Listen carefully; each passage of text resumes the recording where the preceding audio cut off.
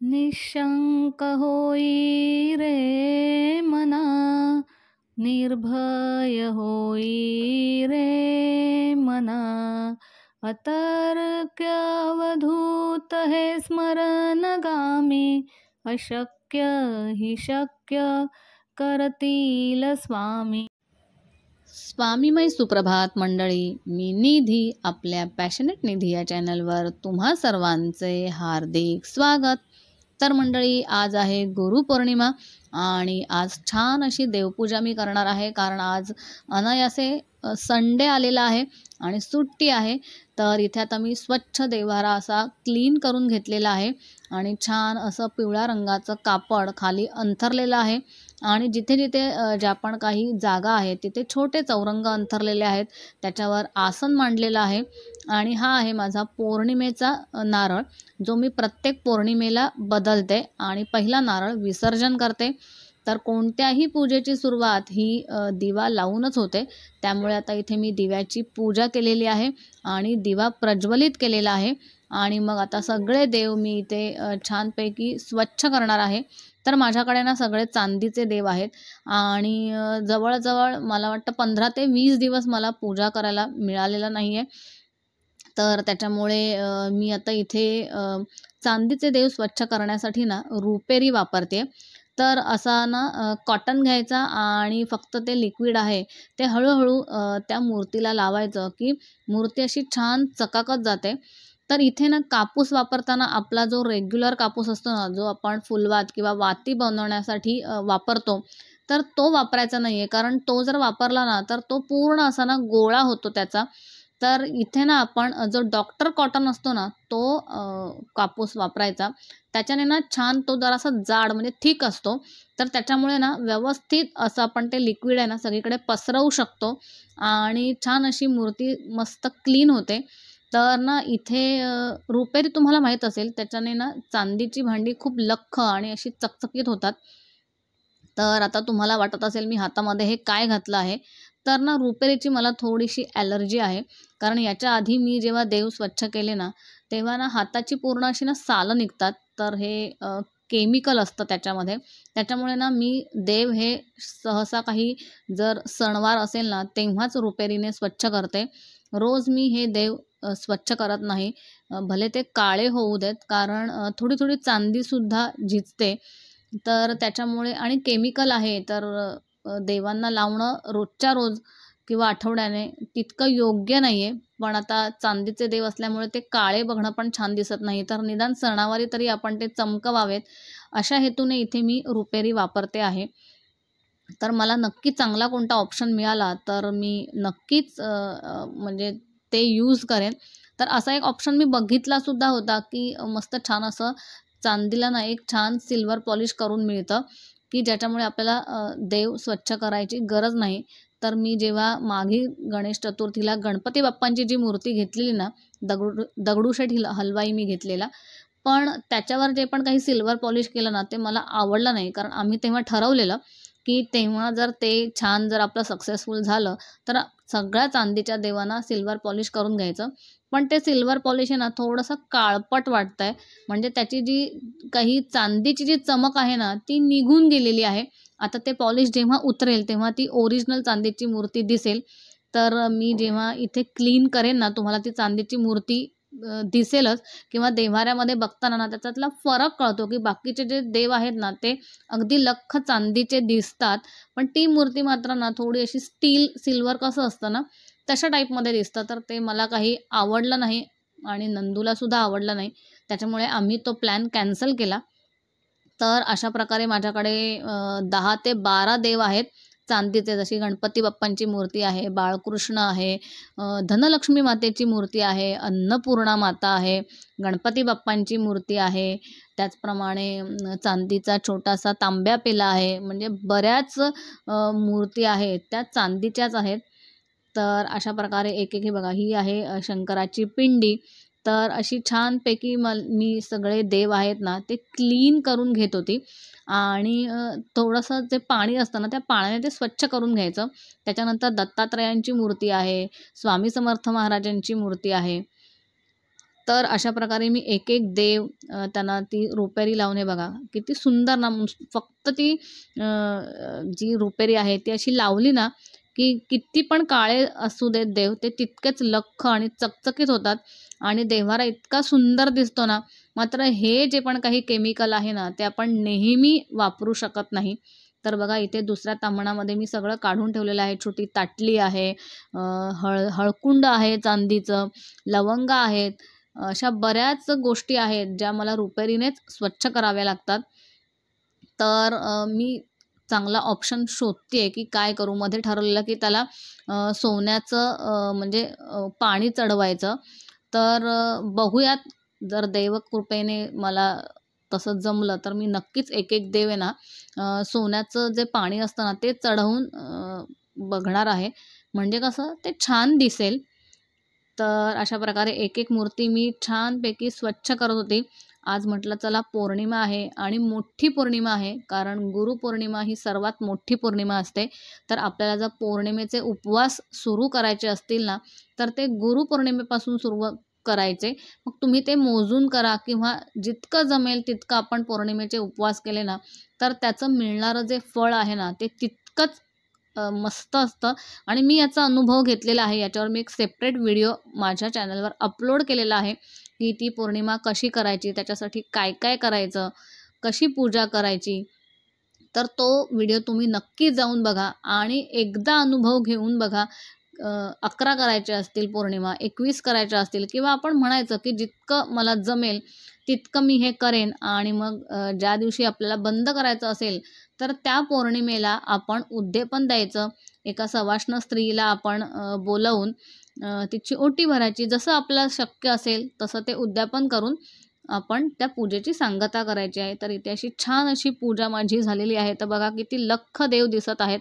आणि मी पूजेला ना फुलं नाही घातलेली आहेत, कारण भरपूर फुलं घ्यायची, मग तिथे निर्माल्य जे बनतं, तर आमच्या इथे जवळपास कुठेही ना त्याचं खत बनत नाही आणि मग ते पाण्यात निर्माल्य टाकावं लागतं. तर मी जिथे टाकायला गेली होती तिथे इतकं विचित्र प्रकार होता ना, म्हणजे पाणी सगळं खराब झालं होतं. तर तेव्हा मी विचार केला की मी जास्त फुलं देव्हाऱ्यामध्ये देवांना घालणार नाही. तर बघूया, हळूहळू पुढे माझी अशी म्हणजे इच्छा आहे की मी चांदीचीच फुलं घेऊ, कारण देवांना चांदी खूप आवडते. त्यामुळे ज्याला जी फुलं आवडतात, जसं गणपती बाप्पांना जास्वंदाचं फूल आवडतं तर चांदीचं जास्वंद, स्वामी समर्थ महाराजांना चाफ्याचं फूल आवडतं तर मग चाफ्याचं फूल, असं हळूहळू मी घेणार आहे. तर ही आहेत माझ्या बागेत उगवलेली फुलं. जसं इथे मोगरा उगवलेला आहे, गोकर्ण आता मगाशी तुम्ही बघितलं निळ्या रंगाचं. तर अशी काही फुलं उगवली की मग ती मी देवांना घालते. ज्या देवांना जे फूल आवडतं त्याच्याप्रमाणे मी इथून तोडते आणि मस्त छानपैकी ते देवांना अर्पण करते.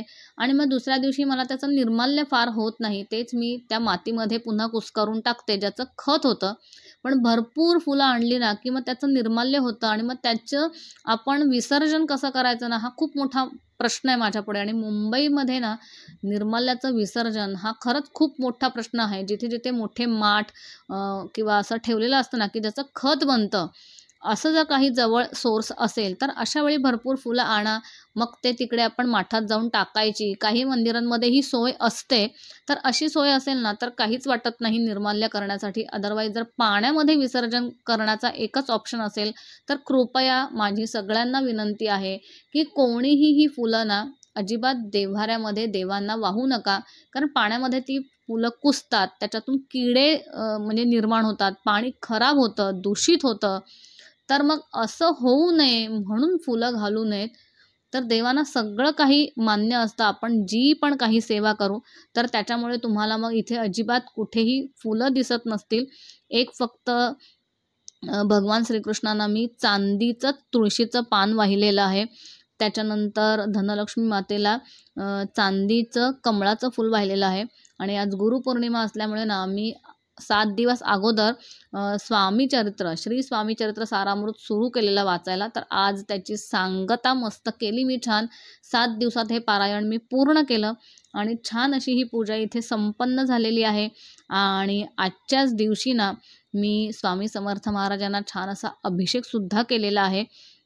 तर इथे सगळी अभिषेकाची मी तयारी केलेली आहे आणि असा मस्त नवीन छान पिवळ्या रंगाचा रुमाल मी काढलेला आहे स्वामी समर्थ महाराजांना पुसण्यासाठी इथे छोटासा एक चौरंग घेतलेला आहे आणि इथे मी घेतलेली आहे दत्तात्रयांची मूर्ती, त्याच्यानंतर स्वामी समर्थ महाराजांची मूर्ती आणि त्यांच्या पादुका आहेत स्वामींच्या. आणि इथे मी केलेलं आहे छान असं हळदीचं पाणी, थोडंसं पाणी घेतलेलं आहे, त्याच्यामध्ये थोडंसं गंगाजल मी मिक्स केलेलं आहे आणि हळद घेतलेली आहे आणि साधं पाणी घेतलेलं आहे, त्याच्यामध्ये पण थोडंसं गंगाजल घातलेलं आहे. तर अशी पूर्ण तयारी मी इथे केलेली. तर आता इथे मी सर्वप्रथम श्री दत्तात्रय महाराजांना इथे पाण्याचा अभिषेक करते आहे. कारण श्री स्वामी समर्थ महाराज हे दत्त स्वरूप आहेत, दत्तांचाच अवतार आहे असं मानलं जातं.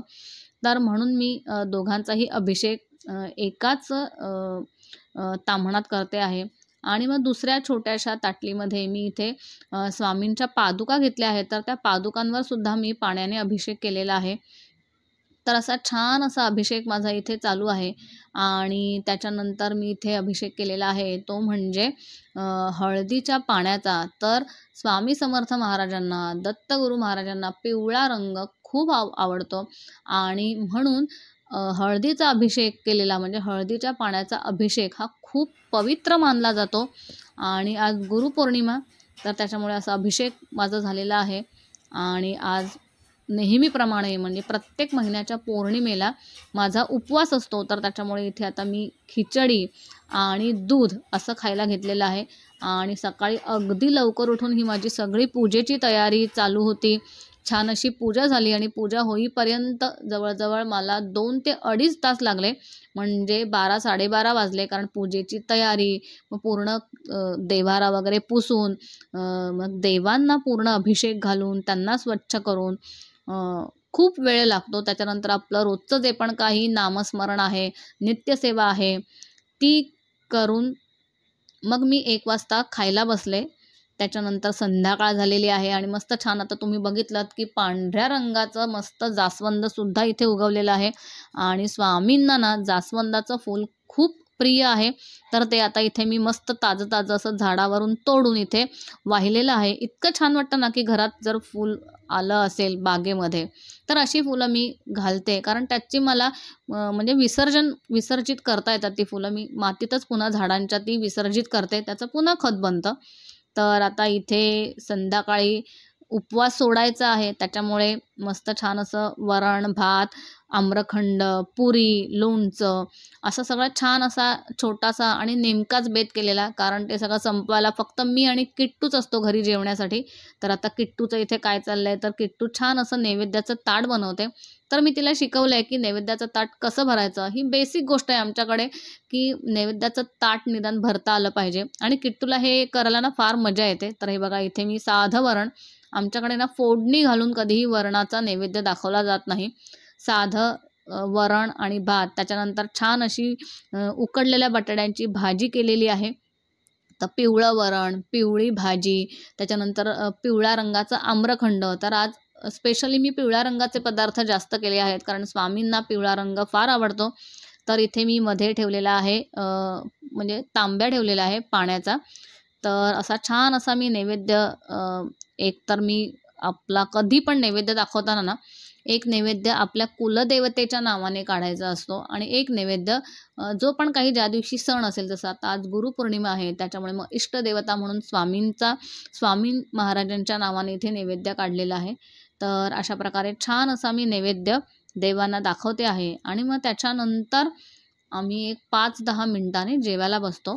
तर नैवेद्यम समर्पयामी, नैवेद्यम समर्पयामी, नैवेद्यम समर्पयामी असं म्हणत आपण देवांना प्रार्थना करायची असते की मी जो पण काही नैवेद्य दाखवलेला आहे तो तुम्ही मान्य करून घ्यावा. आणि मस्त छान अशी माझी सकाळपासून मस्त पूजा झाली. छान उपवासाची खिचडी, दूध पिऊन झालं. त्याच्यानंतर संध्याकाळी छान असा एक छोटासा असा बेत केलेला. तर अशा प्रकारे दिवसाची छान अशी सांगता झालेली आहे. अगदी संडे असल्यामुळे ना मनापासून मस्त पूजा झाली, छान उपवास झाला आणि मस्त असा तो उपवास मी सोडलेला आहे. तर अशा प्रकारे हा व्हिडिओ तुम्हाला कसा वाटला मला नक्की कमेंट करून सांगा.